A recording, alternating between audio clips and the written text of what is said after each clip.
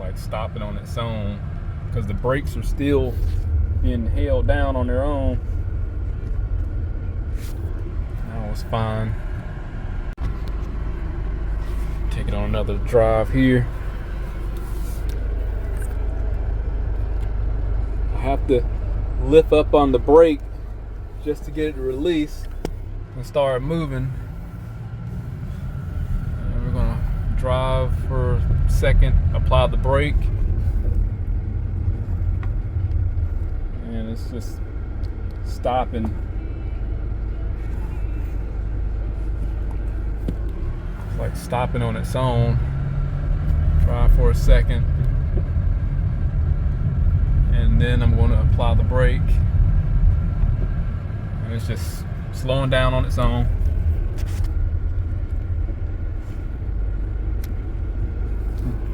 I'm going to try one more time. I'm going to apply the brakes. It's just slowing down on its own. Hit this corner here. Brakes are dragging a little bit. I'm going to apply the brakes again, and yeah, the brake is already trying to engage. Let off the brake, and then the car wants to release and move. Let me show you what I got going on. Here we are. Brakes are stuck again.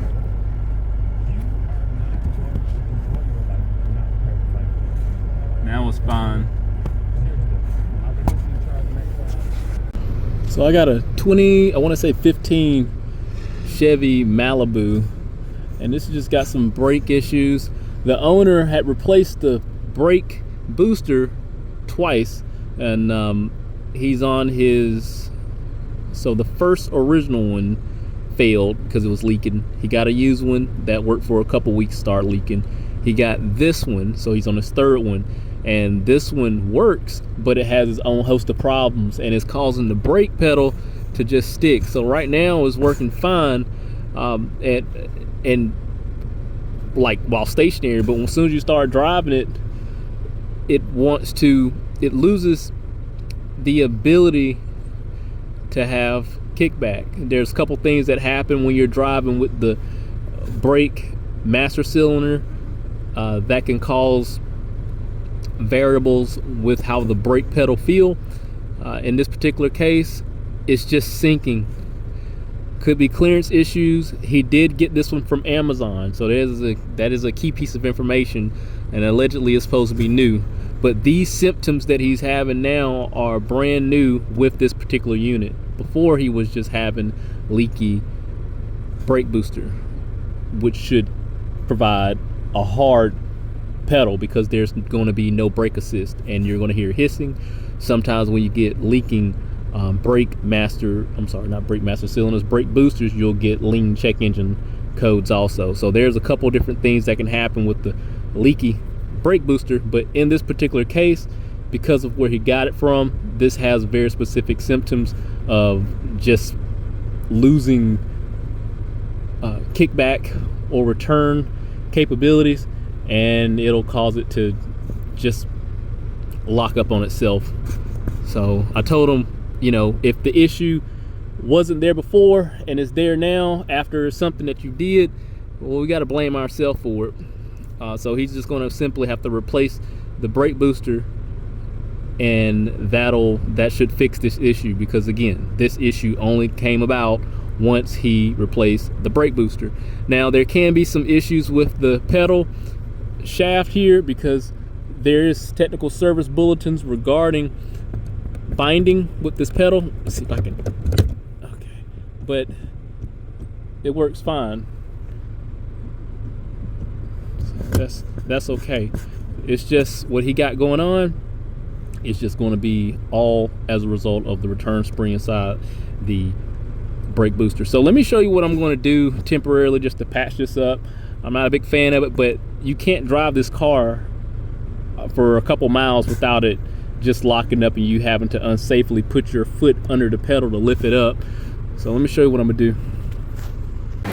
So here I got various brake components that I just saved, hardware and return springs and everything associated with it. Just got a little package for it. I want to put my own return spring in here, so we're gonna make one. We're gonna make one to fix this issue. We're gonna make this real quick. So I got the 2 ears here. I just need to fold them out so they'll give us the ability to latch these on somewhere. Flip it up. So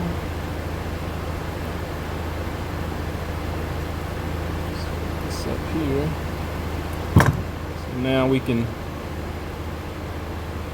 grab one end of the brake pedal and put the other one somewhere on the steering column, and then this will be our return spring and stop our brake pedal from sticking.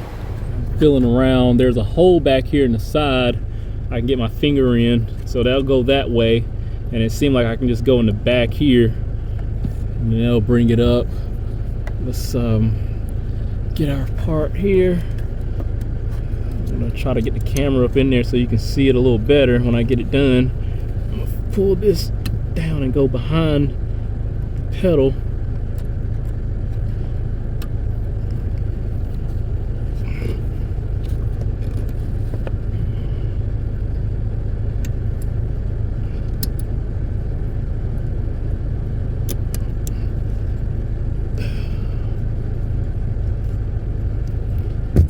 Oh gosh.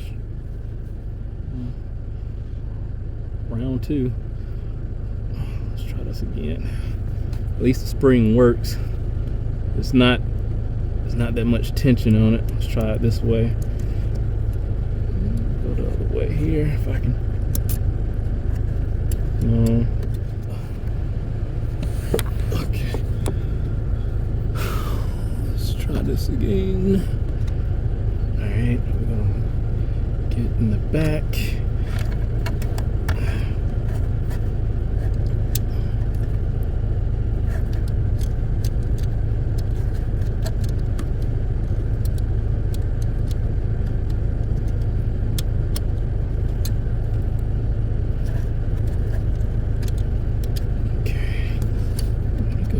Front here.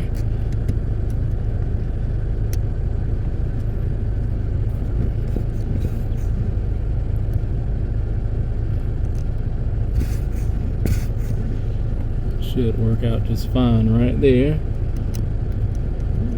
We're locked in.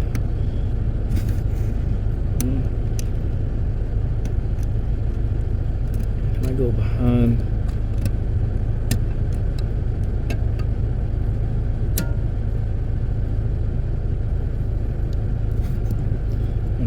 That's locked in right there. Okay. Oh yeah, that works really good. Now, let me see if I can get you a close-up. So I'm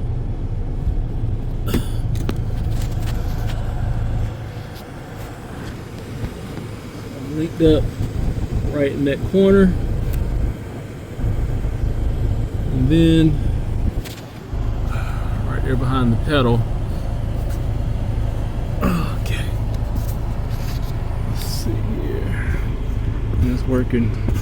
Working real good now. I'm gonna take it on a test drive and I'll let you know what happens. All right, I'm on the back road here. I'm gonna apply the brake and I'm letting my foot off. Nothing's happening. It's coming back like it's supposed to. Hit the brakes again. Yeah, we're fixed. All right, let me take it on another 2 miles, go back to the garage. Well, that worked out very well. Now, remind you, this is a temporary fix for a temporary problem that we got going on. Now, again, the owner put 3 on here already as it is, removed and replaced them. And I'm looking through it, I just don't feel well about going back over it or just having to put one in there myself, seeing how he repaired it. There's some things he like he got a few workarounds in there. Anyway, he got it in there and it's working. It's just the defect of the unit. So it's not a problem of his that he created. It's just a byproduct of just getting defective things off of Amazon. Amazon works here and there, but you just got a higher chance of failure with getting things off Amazon. So the return spring worked very well. The return spring for the inside the brake booster is a problem. The symptoms, if I could go on for a while having a whole seminar about how to diagnose brake booster issues. I do have one or two videos online in my archive about diagnosing some stuff where I had to go to another shop and diagnose a brake booster because they had some issues. They kept putting stuff on there and having problems, and they got thrown off. But this particular problem obviously came about after the replacement. Is nothing wrong with the chamber and how it holds vacuum and how it assists.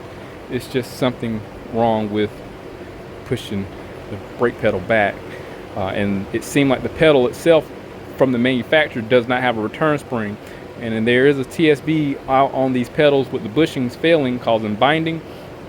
That's not the case with this one. The vacuum pumps can fail. I've done a video not on this particular engine, but with the vacuum pump failing, causing some issues and throwing a timing off. That's obviously not this case. We have brake assistance. The vacuum pump is what fills that chamber with vacuum to aid in depressing that pedal. That's working fine. It's just however it is, if they did remanufacture this, I think the spring is probably broken. Probably there's some clearance problems. Well, I think the return spring is just weak. Something's wrong inside of that thing. So either way, everything has its own. They can have blending symptoms of similarities, just like a common cold. Things can blend, but it's gonna be very specific that isolate this particular issue, unlike other things that could go wrong.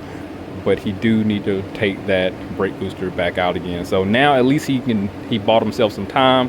Hopefully he don't get comfortable just driving around like that, even though it works just like factory. They probably should have put a return spring in there from the factory. I mean, it feels great now. Before, you couldn't even drive a mile without it sticking or even get out the parking lot at times. But it's fixed temporarily. If anything happened, I'll definitely update. But hit that link, subscribe to the channel, stay informed, how to originals can work. See you next one.